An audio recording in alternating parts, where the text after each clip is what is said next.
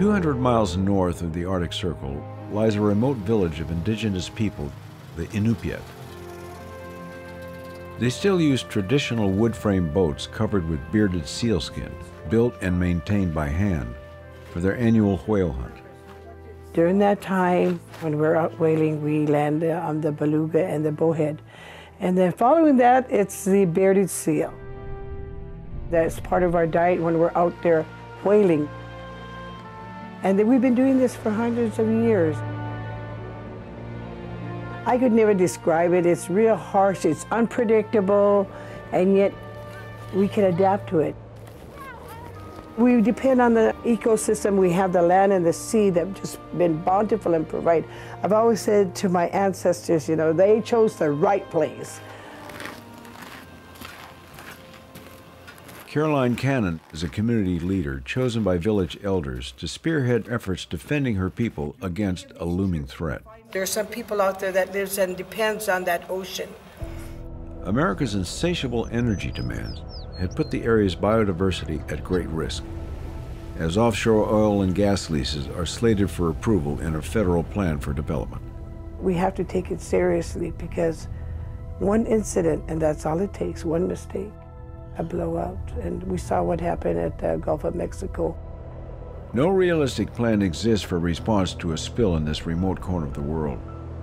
With the sea frozen up to over half the year, an oil spill could flow for months, destroying the region's ecosystem.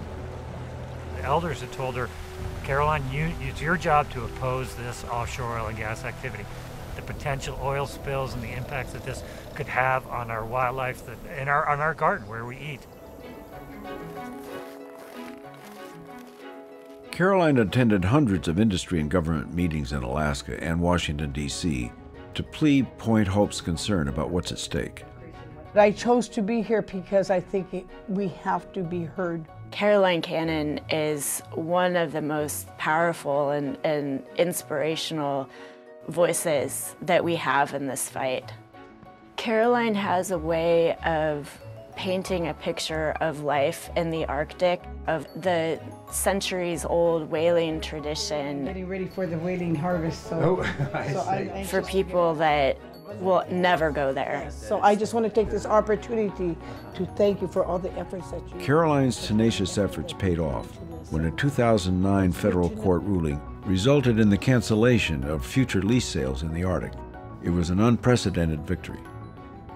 The message that I keep bringing back to the Capitol or to the key decision makers is just recognize us for who we are. 8 years ago, when this first started up, without Caroline's leadership, we would have seen drill rigs out there today. Some leases remain, however, so Caroline and her fellow plaintiffs continue the fight. And it's really important that we bring that message and continue to be on top of it. I am who I am because of the elders. My people are determined, they're fighters. They say, you're my voice. You need to protect our way of life.